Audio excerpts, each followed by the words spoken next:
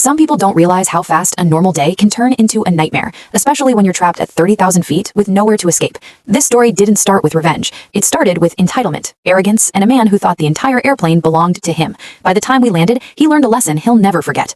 The flight to Denver was supposed to be boring. A 4-hour trip in May, nothing special, just another middle seat I didn't feel like paying extra to avoid. I boarded early, found my seat in row 14, and settled into the middle position, already mentally preparing myself for the usual discomfort that comes with it.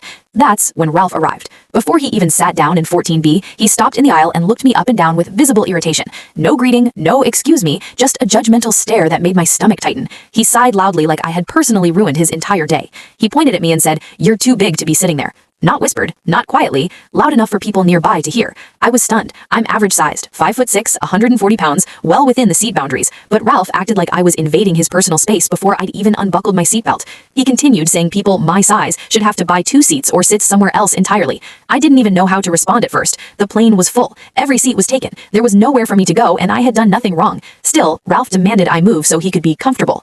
A flight attendant noticed the tension and stepped over. Ralph immediately complained that I was encroaching on his space. The funny part? I hadn't moved an inch. My arms were tucked in, legs straight, posture normal. The attendant looked at both of us and calmly told Ralph that I was seated properly and that everyone needed to sit down so we could depart. Ralph huffed dramatically and dropped into his seat like a child being punished.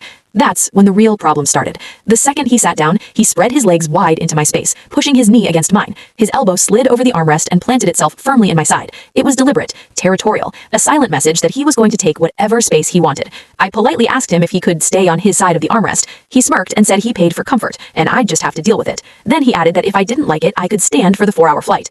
As if that wasn't enough, Ralph pulled out his phone and started playing videos at full volume. No headphones, just loud, obnoxious audio blasting into the cabin. Heads turned, people sighed. The flight attendant came back again and told him he needed headphones or subtitles. Ralph said he forgot his headphones, so everyone would just have to tolerate it. The flight attendant shut that down immediately, telling him audio without headphones wasn't allowed.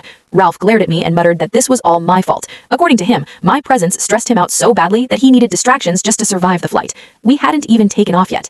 As the plane lifted into the air, Ralph reached into his bag and pulled out food. Not normal snacks, tuna sandwiches, boiled eggs, and something fermented that smelled like it belonged anywhere but an airplane cabin. The odor spread fast, thick, and nauseating. The woman in seat 14C gagged. When I asked, as politely as possible, if he could wait until after the flight to eat such strong-smelling food, Ralph laughed. He said I was probably jealous because I clearly ate everything in sight. Then he added that maybe the smell would motivate me to diet. That's when I realized something important. This wasn't just a rude passenger. This was someone who enjoyed making others uncomfortable. And if Ralph wanted to make the flight miserable for everyone else, then eventually he was going to learn exactly what that felt like. The flight attendant returned once more, her patience clearly thinning. She reminded Ralph, firmly this time, that strong-smelling food was discouraged on flights because of shared space. Ralph nodded without looking at her, then deliberately took another bite of his tuna sandwich, chewing slowly while maintaining eye contact with me. I turned toward the window, trying to breathe through my mouth. The smell mixed with recycled cabin air made my stomach churn. Around us, people shifted uncomfortably in their seats, some covering their noses, others shooting irritated looks in Ralph's direction. That's when he leaned closer, lowering his voice just enough to make it feel personal. "You know," he said, "if you took better care of yourself, you wouldn't need to take up so much room." His knee pressed harder into mine, as if to punctuate his point. I told him to stop touching me. He laughed quietly, the kind of laugh that wasn't funny, just smug. "Relax," he replied. "It's not my fault these seats aren't designed for people like you." I pressed the call button. Another flight attendant came, this one older, sharper-eyed. I explained calmly that Ralph was deliberately invading my space, insulting me, and refusing to follow basic flight etiquette. She listened without interrupting, then asked Ralph to keep his limbs within his own seat boundaries. Ralph immediately switched tactics. He sighed loudly and said I was exaggerating, that I was being emotionally sensitive, and that he was the real victim here because he had to sit next to someone who made him uncomfortable just by existing. The attendant stared at him for a long moment. Then she said something that clearly caught him off guard. "Sir, if you continue this behavior, we will document it." Her tone made it clear she wasn't bluffing. For the next 15 minutes, Ralph stayed quiet, but only on the surface. His leg bounced nonstop, shaking my seat. His elbow still hovered just past the armrest line, always brushing me, never fully retreating. It felt intentional, like a game of inches meant to test how far he could go. I tried to distract myself by watching the safety card, then the clouds outside, then counting my breaths. But the tension made time stretch painfully slow. Every movement from Ralph felt like a calculated reminder that he believed he had power over me. Then he pulled out his laptop. He opened it wide, angling the screen directly toward me, leaving no space for my arm. When I asked if he could adjust it slightly, he snapped back that I should lose some weight if I wanted more room. This time, the woman by the aisle spoke up. "That's enough," she said sharply. "You've been harassing her since we boarded." Her voice carried authority, the kind that comes from someone who's tired of watching injustice happen quietly. Ralph scoffed. "Mind your own business." She didn't back down. "You made it everyone's business the moment you opened your mouth." Several other passengers nodded. One man across the aisle muttered, "Yeah, dude, knock it off." For the first time, Ralph looked around and realized he didn't have an audience on his side. His face reddened. Instead of apologizing, he leaned back and crossed his arms, muttering insults under his breath. I caught words like entitled, dramatic, and attention-seeking. Each one felt like a tiny cut, but I refused to give him the reaction he wanted. An hour into the flight, turbulence hit. The seatbelt sign turned on, and the cabin jolted. Ralph suddenly reached out and grabbed my arm, hard. His fingers dug into my skin as the plane shook. "See what happens?" he snapped. "This wouldn't be happening if you weren't stressing me out." I yanked my arm away and shouted for a flight attendant. This time, they didn't just warn him. Two attendants arrived together. I showed them the red marks already forming on my arm. The older attendant's jaw tightened as she looked at Ralph. She asked him to unbuckle and step into the aisle. Ralph protested loudly, claiming I assaulted him, claiming I provoked him, claiming I was trying to get him kicked off the flight for sympathy. His voice echoed through the cabin, drawing stares from every direction. The attendants weren't impressed. They told him his behavior was being officially recorded and that if it continued, authorities would be waiting when we landed. That word, authorities, finally wiped the smirk off his face. For the next stretch of the flight, Ralph stayed silent. But silence didn't mean peace. I could feel his anger radiating beside me, thick and oppressive. He stared straight ahead, jaw clenched, breathing heavy, like he was replaying the situation in his head and blaming me for every second of it. I knew then, this was not over. People like Ralph don't accept consequences quietly. They don't reflect, they don't learn. They wait, and they plan. As the plane began its descent, my stomach twisted, not from fear of flying, but from the certainty that whatever Ralph was thinking, it wasn't finished yet. And unfortunately for all of us, neither was this flight. As the plane leveled out and began its slow descent, the cabin atmosphere shifted. People straightened in their seats, flight attendants prepared carts, and that familiar end-of-flight restlessness crept in. But beside me, Ralph was unnaturally still, staring forward like a coiled spring waiting to snap. I could feel his resentment without him saying a word. His jaw flexed every few seconds, teeth grinding, breath sharp and controlled. It was the kind of silence that wasn't calm. It was loaded, angry, and calculating. When the seatbelt sign chimed in again, Ralph suddenly leaned toward me, his voice low and venomous. "You think you won," he whispered, "but people like you always play the victim. This isn't over." I didn't respond. I kept my eyes forward, hands folded tightly in my lap, heart pounding. Any reaction would feed him, and I refused to give him that satisfaction. The flight attendant made another announcement, reminding everyone to remain seated during landing. Ralph smirked at the word remain, as if it personally offended him. He shifted deliberately, elbow pushing into my side again, testing boundaries one last time. The wheels hit the runway with a heavy thud, and the cabin erupted in the usual mix of relief and applause. But instead of relaxing, Ralph suddenly became animated, standing up the second the plane slowed, despite repeated instructions to stay seated. "Sir, sit down," a flight attendant called out. He ignored her. Ralph reached up, yanked his bag from the overhead bin, and turned, his bag swinging dangerously close to my head. I ducked just in time as it clipped the seat back in front of me instead. "That's it," the older flight attendant snapped. "Sir, you need to sit down now." Ralph laughed loudly. "What are you going to do, arrest me?" His tone dripped with mockery, but there was something desperate underneath it, like he needed the last word to feel in control again. The answer came faster than he expected. Two uniformed airport security officers appeared at the front of the cabin before the plane had even fully stopped. A ripple of murmurs spread through the passengers as everyone realized exactly who they were there for. Ralph froze, the confidence drained from his face, replaced with a flicker of panic. He glanced around like he might bolt, then seemed to realize there was nowhere to go. The aisle was blocked, the exits were closed, and everyone was watching. "Sir, we need you to come with us," one of the officers said calmly. Ralph launched into excuses. He pointed at me, claiming I harassed him, intimidated him, exaggerated everything. He raised his voice, trying to regain control through volume and outrage. But something had changed. The woman in the aisle seat stood up. Then the man across the aisle did too. One by one, passengers spoke up, confirming my story. They described his comments, his behavior, his aggression. Ralph's face went pale. The officers listened quietly, then asked him to step off the plane. When he resisted, even slightly, they didn't argue. They simply took his arms and guided him forward. As he passed me, he leaned close one last time. "You ruined my life," he hissed. I looked him dead in the eyes and replied calmly, "No, you did that yourself." The officers led him off the plane, and the cabin erupted in a relieved chatter. People smiled at me, some offering quiet words of support. One woman squeezed my shoulder gently and said, "You handled that with so much strength." I didn't feel strong. I felt exhausted. Once we were finally allowed to deplane, I walked slowly, legs shaky, emotions catching up all at once. The tension that had been coiled inside me for hours suddenly released, leaving me drained and hollow. At baggage claim, a gate agent approached me and asked if I'd be willing to give a statement. I agreed, not because I wanted revenge, but because I didn't want Ralph doing this to someone else.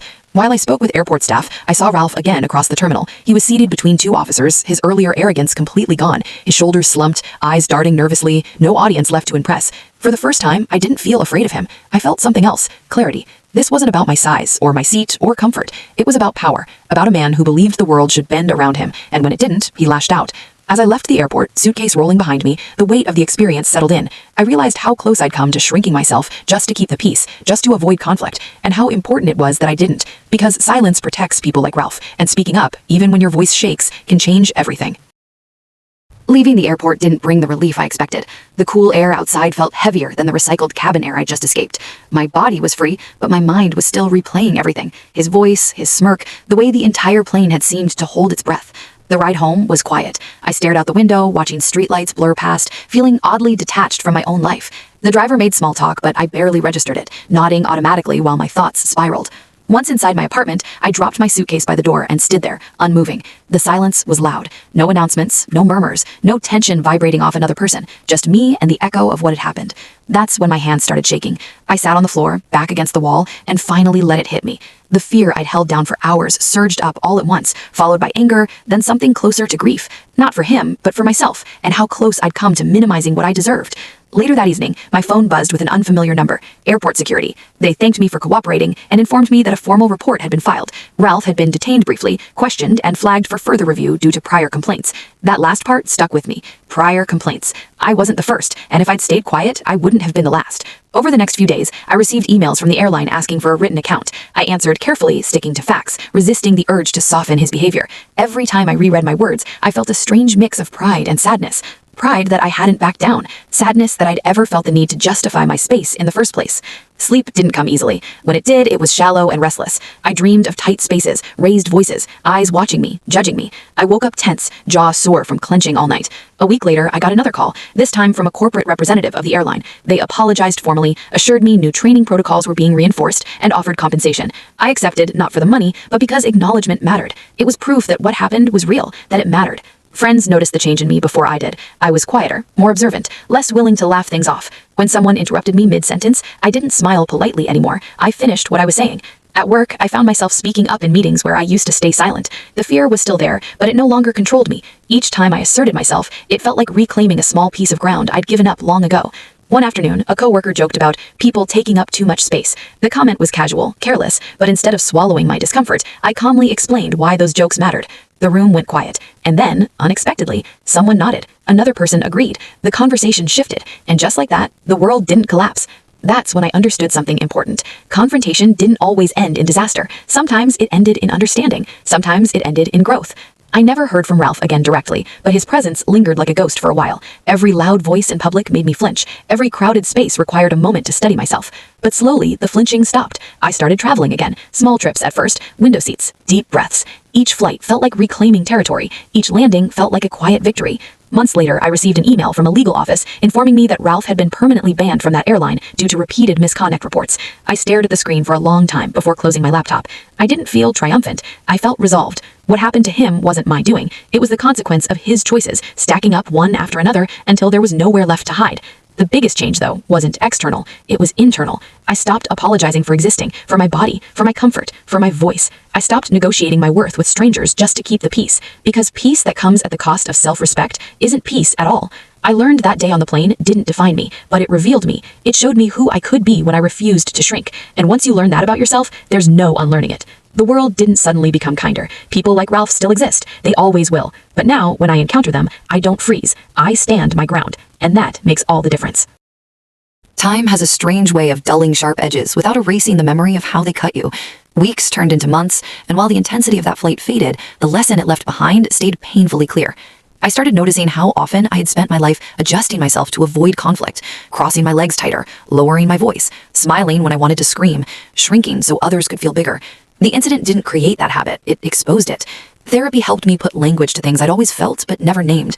I learned that self-advocacy isn't aggression, that discomfort isn't danger, that taking up space isn't an invitation for punishment. The therapist once asked me, when did you learn that your comfort mattered less than someone else's ego? I didn't have an answer, because it felt like something I'd always known. Flying became symbolic after that. Every trip felt like a quiet test, not of fear, but of permission to exist fully without apology. On one flight, a man complained about my elbow resting on the armrest we shared.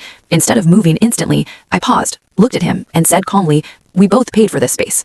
He scoffed, but he didn't push it. That small moment felt bigger than it should have, not because of him, but because of me, because the old version of me would have folded without thinking. People often imagine strength as loud or confrontational, but real strength, I learned, is quiet. It's steady. It's choosing yourself without turning it into a performance. I stopped explaining myself to people who were committed to misunderstanding me. I stopped chasing approval from strangers who only felt powerful when others backed down. The world didn't reward me for it, but it didn't punish me either, and that realization was freeing. Occasionally, someone would bring up that plane story after hearing it secondhand. They'd expect outrage or pride or revenge. What they got instead was honesty. I didn't win. I didn't lose. I stood. And sometimes that's enough. I never followed Ralph's life after that final email. I didn't want to. Carrying his consequences wasn't my responsibility. Letting go was part of my healing. What stayed with me wasn't him, but the strangers who spoke up, the people who stood without being asked, the reminder that silence is a choice, but so is solidarity. That plane taught me something I wish I'd learned earlier. You don't owe politeness to disrespect. You don't owe silence to aggression. You don't owe yourself less to make others comfortable. I began noticing how often women are trained to soften their boundaries just to survive everyday interactions, how quickly we're labeled difficult the moment we stop being convenient, and how powerful it is to reject that narrative entirely. Life didn't suddenly become easier, but it became clearer, cleaner, less cluttered by guilt that was never mine to carry. I walk differently now, speak differently, sit differently. I take the space I need without flinching. If there's one thing I'd want anyone listening to understand, it's this. The moment you stop shrinking, the world doesn't fall apart. It adjusts. And sometimes it exposes the people who were only comfortable when you were small. I still think about that flight sometimes, not with fear, but with gratitude, because it forced me to choose myself when it mattered most. Not loudly, not dramatically, just firmly. And in that moment, I learned the most important truth of all. You don't need permission to exist. You already belong.